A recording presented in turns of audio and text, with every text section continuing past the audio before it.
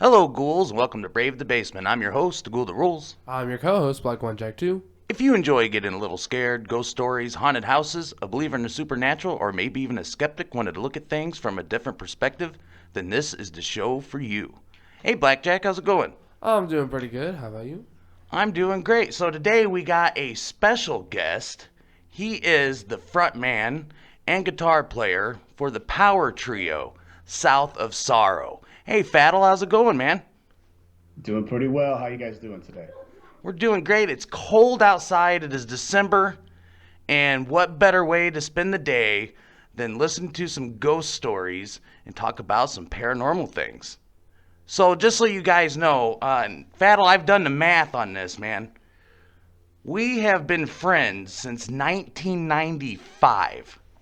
Seventh Oh, really? grade, middle school, 1995. We're both 40 years old now. And we could probably start our own podcast just talking about all the shenanigans that we did in the 90s, in the mid 90s, in the late 90s, and all the crazy things that we did. Um, but literally, man, I grew up with this dude. I think my dad could have claimed you on his taxes a couple times, He and might have a year or two. yeah, he probably did. And we grew up playing guitar, as everyone who listens to the show knows that I'm a metal guitarist. And Faddle is, like I said, he is the front man and guitar player for the power trio South of Sorrow, man. So what's going on with the South of Sorrow world?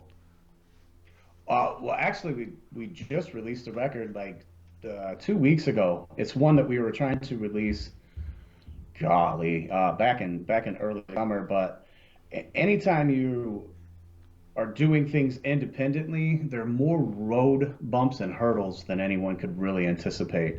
And we're a band that we're independent by choice, but that makes you broke by consequence. So we do what we do because of what we love to do. The problem is, in order to move things forward in the industry, there's people out there, every one of them looking for money. And so you go to release something, and if I tried to release it just on my own without any kind of publication company, it would reach six people. So even though we're independent, we still have people we got to answer to. But yeah, that one just released. It's pretty cool. We sold a little over 500 units now, and it's been less than a month. So it's nothing to write home about, but it's also nothing to shake a stick at. Yeah, but a few years ago, you broke the top 100 charts on what was it, iTunes, correct? Yeah, yeah, we did. That was with, I think it was a conspiracy theory record. We had Jeff from the band Rains and the guys from Evans Blue come down and really give us a hand in the studio and kind of taught us really how to write music. Up until then, we were just writing as heavy of a riff as you could and just throwing it at a record. But there's some things that we learned in that process. But yeah, it was real fun. So if I've never heard of South of Sorrow and I'm sitting around listening to Brave the Basement today, and I want to check you guys out, where can I find you? Well, anywhere you can just Google the name South of Sorrow. That'll bring you to our website. But you don't have to go just to our website. You can go to Amazon. Amazon Music sells our singles and CDs. Uh, iTunes that's where we broke. It was actually iTunes Top 100 that we broke for new artists. They were the first one to put out our newest record. iHeartRadio, Sirius. Well, it's not that you can look us up on Sirius, but they play us every now and then on the local stations or like when they do garage bands, things like that.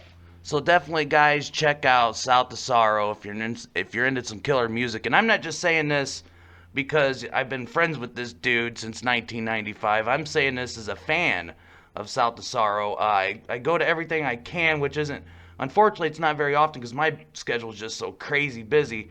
But me and Faddle, we've even done shows together, and we're planning on doing something with this band. I'm going to be doing a guest spot. We're going to be doing a tune together. So I'll keep everyone Yes. up to date on when that's going to happen. But we are here today to talk about some paranormal ghost stories. Faddle, how long have you been into this stuff, man? Well, the earliest I can remember, I was probably about 5 or 6 years old.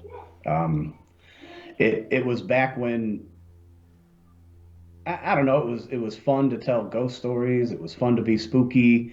things like that. And ever since then, it was never something that kind of left. I was always into it. I always thought, you know, it, if there's something you can do to escape reality, why not? And what's cooler than a whole alternate reality as far as paranormal, you know? Exactly, man. And I remember, back in the 90s, you and I, we would go, and we went quite a few times, what we used to call Francisville Light, which is around Francisville, Indiana. A lot of our listeners would know it as Moody's Light. And we went there, I don't know, countless times, man.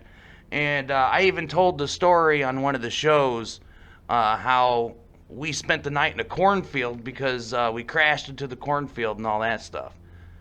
So I'm gonna go ahead and give it to you, brother, and you just go ahead and you just tell us some of your experiences. All right, cool. So that's actually a really good segue, which people probably think we actually talked about that beforehand, but we did not. And the first thing I was going to talk about is Francisville Light. It is Moody's Light, but it pre it's after the first thing I really wanted to bring up, but it really kind of cements my view on what's going on. So, uh, like you said, there's many times that we went out there. I remember Turtle getting real mad because I was going around the graveyard, and he says you're not allowed to cuss. So of course I lit into it as we're driving around the graveyard, and within 5 minutes we're 300 yards deep in a field because we've wrecked, and that's completely my fault, even though he's behind the wheel. But yeah, we had a great time out there. But one specific incident I wanted to talk about.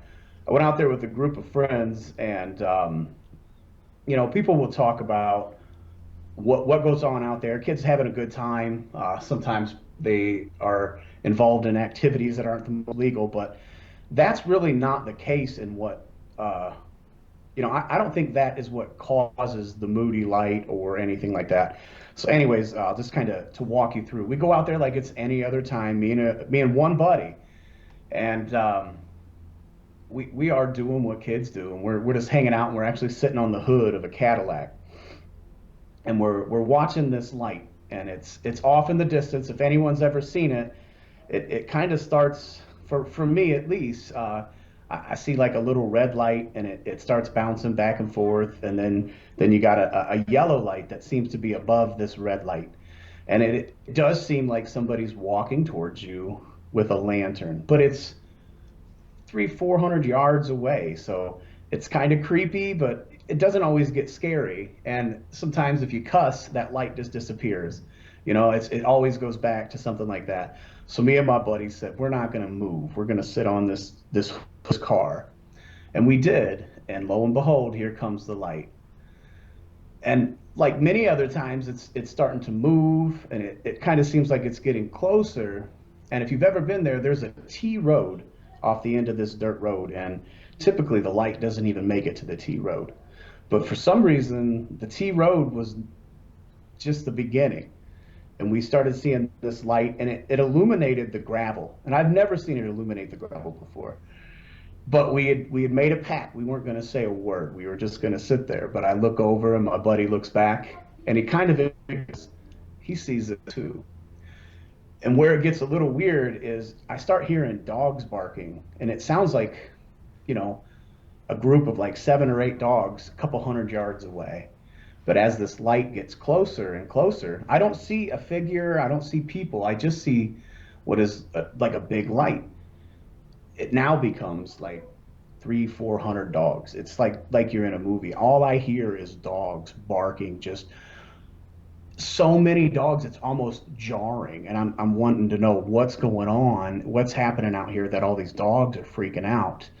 And I look over, my buddy's got really big eyes at this point in time, and we're both again not saying a word, and I start hearing this low, the sound is coming while all these dogs are barking, and now I'm starting to freak out a little bit. I've never heard a sound, I've never heard dogs barking, and at this point the light's probably like less than 100 yards away. And in my experience, I had never seen it, not one time, more closer than this. Anyhow, We're still sitting there, and this noise starts to get louder and louder, almost drowning the dogs out. And what I get was,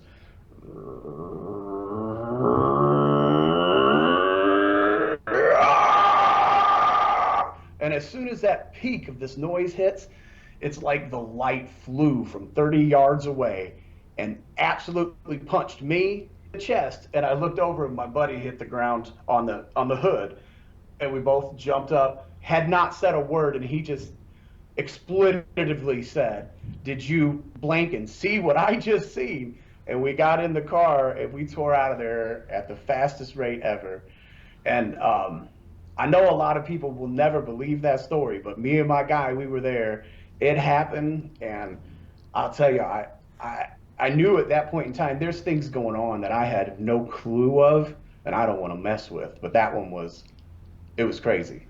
Now, have you ever been there during the day? And I what have, yeah. I went there because we did a ghost hunt there. Golly, what was that? Last year, Blackjack? Somewhere around there. And I went there. I had to kind of go that direction for something. And I said, I'm going to go ahead and scope this spot out just to see if I can remember the location. I went and walked around during the day. It was kind of weird. And then when we went ghost hunting out there, you know, we went during the day, not for the ghost hunt, just to get set up and be ready for it. And we went walking around, and that place is just creepy even during the day. Yeah, it is. It is. So, you know, definitely get a chance if you live around that area to check that place out. I mean, it is just good times. It is scary. And what I always found interesting is every time I've went, the light has showed up. I've never seen it fail to show up. And I've been there, I swear, 50, 60 times. How many times do you think you've been there? Oh yeah, I would say time for time, right there with you. At least 50, 60, and I don't remember a time that it never showed up, but I also don't remember a time that it got so close that I actually felt and heard things. Besides that one event, you know.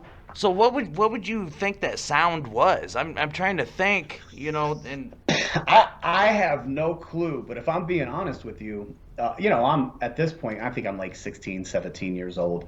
It's, if you ever listen to South of Sorrow, there's a lot of screaming. It's where I learned to scream trying to mimic this freaking sound because I don't know what it was, but it was the most blood curdling yell. It sounded like a human yelling, but it also sounded like five humans yelling in chorus, you know. It was ridiculous. so what else you got for us, brother? You promised us some ghost stories and you delivered on the first one. Let's see what else you got. Well, that you know what? When you first approached me, I asked what you thought was paranormal and what isn't online. In line with what you're talking about. And this kind of goes back to when you were asking, when did you get into paranormal? And if you look up what it means, paranormal is just something that isn't normal. It isn't always about spooks or ghosts or ghouls. But the next story is going to be something that is a little more outer worldly, but yet paranormal.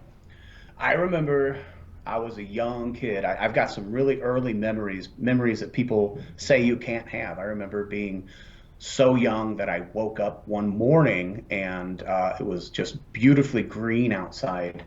And I didn't remember the day before. I didn't remember how I got there, but I knew who I was. I knew who my dad was. I knew who my brother was. It was almost like the day I became self-aware, when like who you are flickers on in your brain. I can remember that day, and I think I can remember that day is because I wasn't much older when this first event happened. So to set the picture is there in Knox, where I grew up. Before MPI was a factory, my family, I don't remember, Rural Route 7, I think is what it was called before it was Pacific Avenue. We had houses all down that road and we all lived together. And so even at a young age, my house was in between the church and my grandparents' house. I would leave my house and walk across the field, go through the parking lot of the church and go to grandma's. And I remember it was summer and it was getting dark. It was probably 7 or 8 at night. And I was walking across there's a field. Like I said, it's maybe 100 yards from my house to grandma's door. And I get about halfway there before I get to the church parking lot, and I start feeling like the hairs on the back of my neck climb, just absolutely freak out. And again, I'm young, I'm super young. I don't understand the whole world at this point, but I surely don't understand being afraid of something I don't know is there. And I froze almost to the point where I couldn't breathe, I couldn't talk, I wanted to yell, but I couldn't. I was frozen. And I looked up, and there was no noise being made, but there was I can still see it if I close my eyes. There were one, two, three, four, five total lights, but they were in a V, two that V'd off, and one dead center, making a complete V right above my head at about 40 feet. There was absolutely no noise, no exhaust. I don't know what in the world's happening. I'm a young kid, and this thing flies over my head, and it's probably moving at the speed of a jog, but it doesn't make a noise. But all I see around it are these lights, and it's kind of foggy. And I remember there's no pause. It just flies across, goes across where the water tower is now, and disappears out of my field of sight. And all of a sudden, the hairs stop tingling. I can breathe normally again, and I go over to my grandma's house, and I'm kind of freaked out. At that young age, you don't know what happened. But where it gets weird is I'm now in the most massive amount of trouble. My mother is yelling at me. My grandma's over there. It was weird because when I left my house, my mom was there. But she is yelling and going off. My grandma's upset, and it's like 11:30 at night. But I promise you, I walked out my front door and I walked to my grandma's, pausing for 30 seconds when this thing flew over my head. But I remember getting yelled at, my mom saying she was outside looking for me, my brothers and sisters outside, my grandparents were outside. I didn't go hide from them. In my world, in my recollection, it was a minute walk from my house to my grandma's. But in all of this, I was gone for hours, and they were all livid. So do you think this is something extraterrestrial? I have no clue. I mean, I believe that there's billions and billions and billions of light years worth of planets and solar systems that we can't see. So to believe that we were the only one out there, that's a pretty self-righteous view. That'd be putting us up there pretty high. But also, I'm not a big. I don't know. I mean, I did release a record called Conspiracy Theory, so I am kind of a conspiracy theorist. But I mean, the government says there's UFOs, so I don't know if that's what happened because I don't have a recollection of seeing anything other than lights. I don't remember seeing beings. I don't think I was abducted. I don't have any recollection of anything other than walking across a 100-yard path. But according to other people, they were outside where I was supposed to be, and I wasn't there. I mean, I did an interview with a guy named Vincent Field a couple episodes ago, and he talks about astral projection, out of body experiences. Have you ever considered that avenue with this? That maybe somehow you were in an astral projection unknowingly. I, I'm down for any kind of explanation because in my little brain, all I knew was I didn't hide from my family, and they were screaming and yelling at me, and I was bawling.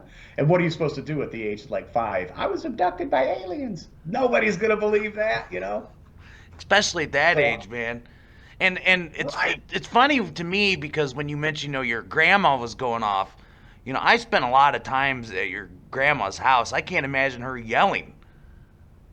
Oh well, when I say going off, for grandma, going off means she looks at you and says, "I'm really disappointed," and that's absolutely grandma going livid on you, and it hurts. So that is a upset grandma to Oh, Faddle right there. she was absolutely disappointed in me. So But so go ahead, sorry. no, no, you go ahead, brother. Well, the reason I bring that up is because so that's 4 or 5 year old me, and it happened, and it's something that stays with me because I know it happened. But what was the reason I bring it up today is we were playing a show called Campfire Sessions, and it was a really cool concept. It was a few years back, and it was a bunch of regional bands and a couple nationals that uh, a promoter called Campfire Sessions, and he just lined it up like almost like a cool miniature version of Woodstock, but instead it was at night. And we jammed and we played at night, and that's why they called it Campfire Sessions. And we were band, I don't know, number whatever out of whatever playing. And it was hot that day. I remember it being excruciatingly hot. And we go and we play our set. And it was a really fun time. If you've ever played at night with your stage lights being a giant bonfire, you know that this is pretty cool. It's cooling off because as we're playing, I feel like it's one of the coolest times to ever play music. You start your set and it's light out, and about halfway through, you start getting, it's dark outside.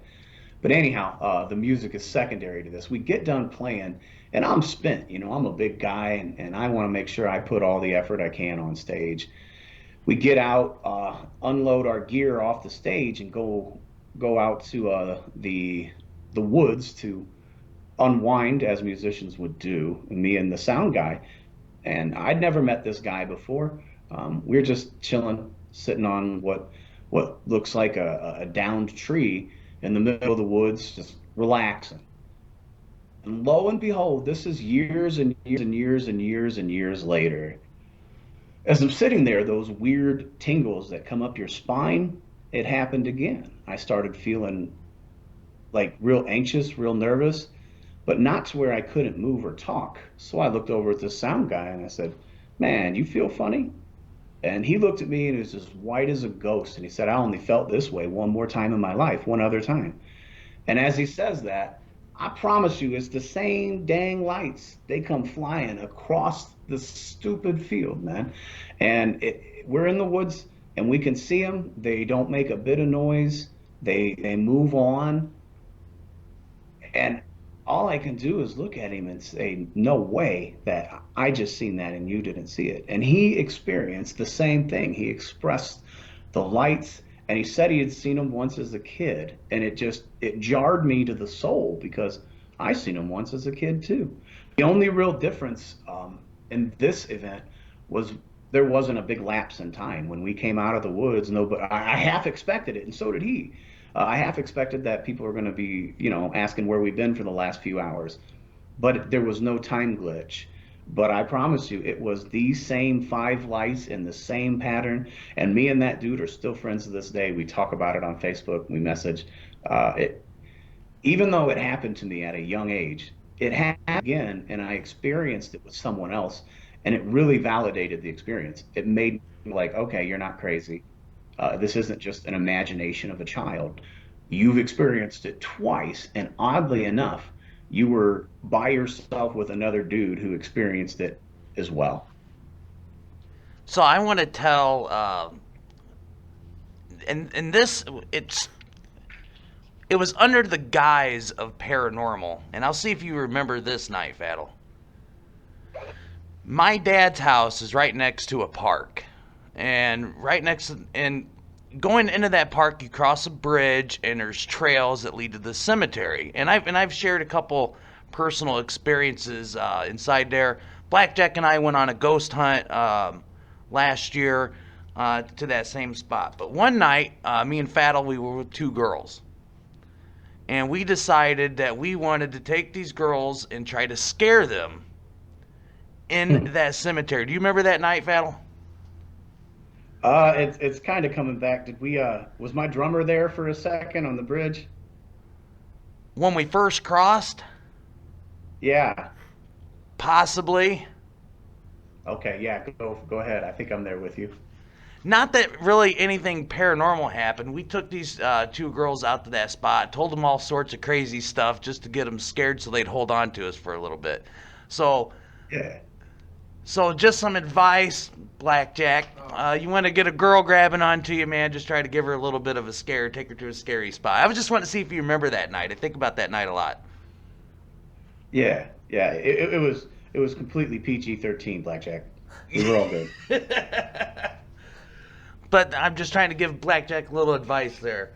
But no, we just nothing paranormal happened to us that night. Of course, we wasn't really looking for it. We was more just trying to scare those girls. But that was just Yeah, kind of some of the shenanigans that me and Faddle used to do. And I had to bring that one up because it's a place that we ghost hunted, and we're actually wanting to ghost hunt again. Um, and speaking of that, Faddle, I know you enjoy ghost hunting. I do. Yeah, And yeah, so something that we talked about is you going on a couple ghost hunts with us. yeah, yeah. I would be 100% into that. So before we used to just roam around and hope for something scary to happen. Now we actually have some equipment, and our last ghost hunt was one of the freakiest experiences I've ever had. And we have it all. Well, it's just our last episode, and so we want to visit a couple of our other spots that we've already ghost hunted. We want to bring Faddle along, have an extra set of pair of eyes with us. We got some equipment now and just see if we can get some scary things to happen. Yeah. What is your thought on? You kind of just brought up. We were out at the cemetery by the park, and we didn't see anything, but at the same time, we weren't looking. We were focused on a completely different ghoul at that point in time. But what's your thought on? Some people say, paranormal, you don't see it if you aren't looking for it. And just because we didn't see it that night, does that mean it wasn't there? Or is there a possibility that these types of things, like Moody's lights, we're looking for it, so it happens?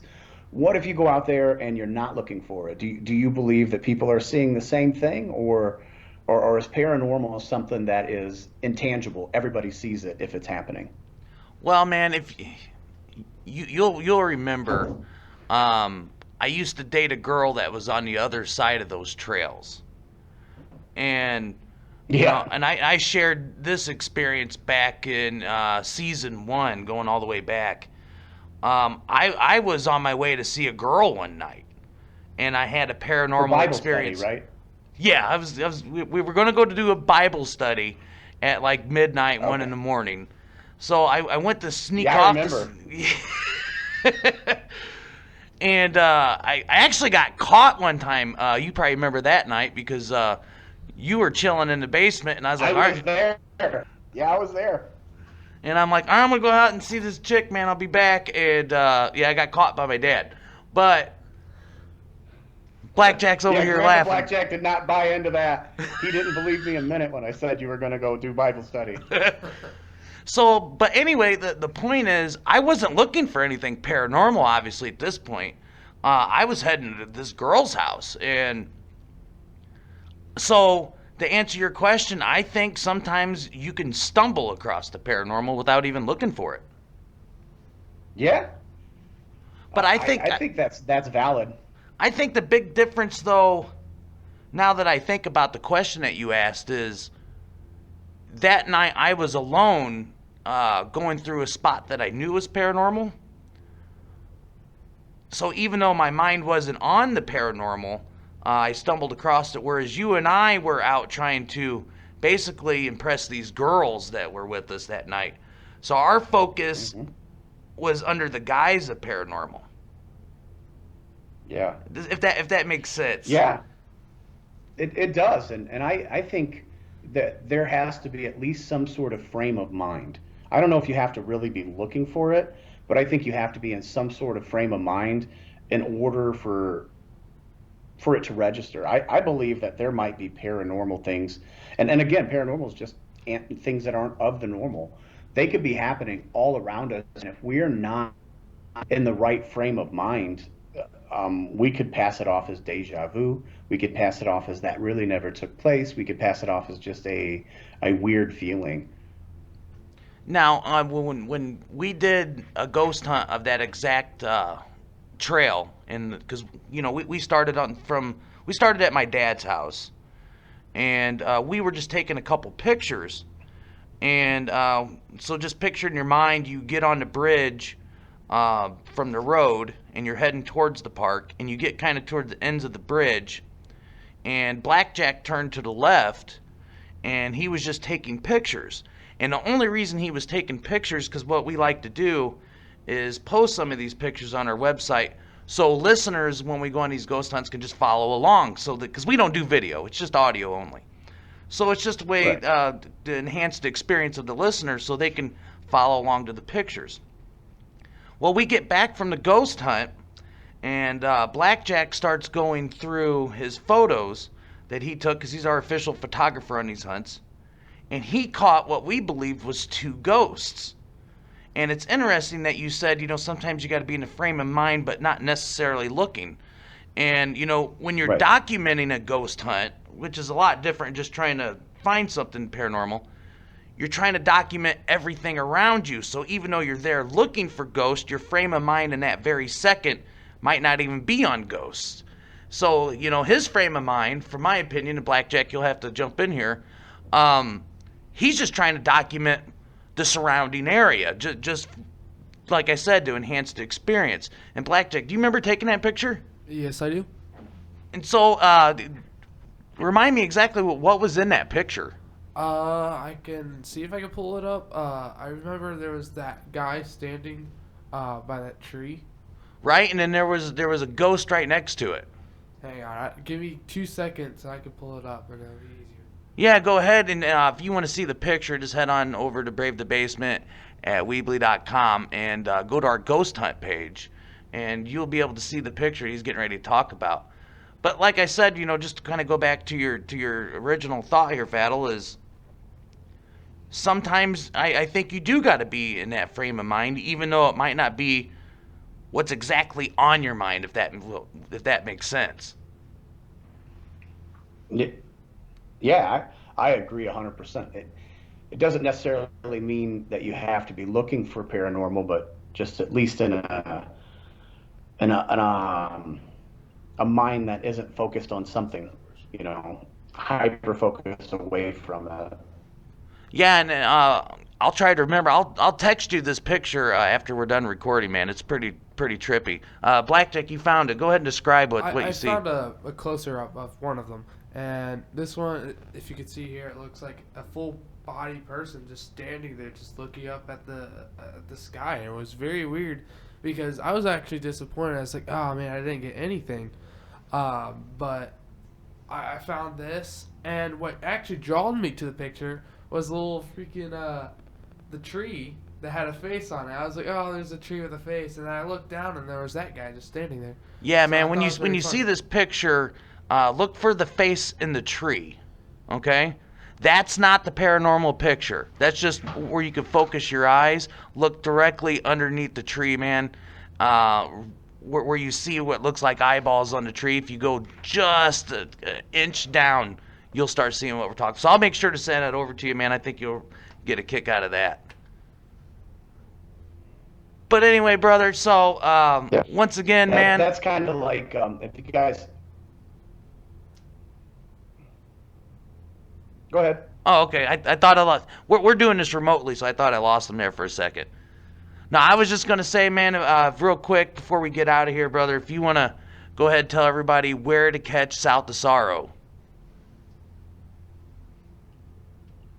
Oh yeah, like I said, we just released that record. It's called Atomic Shadow.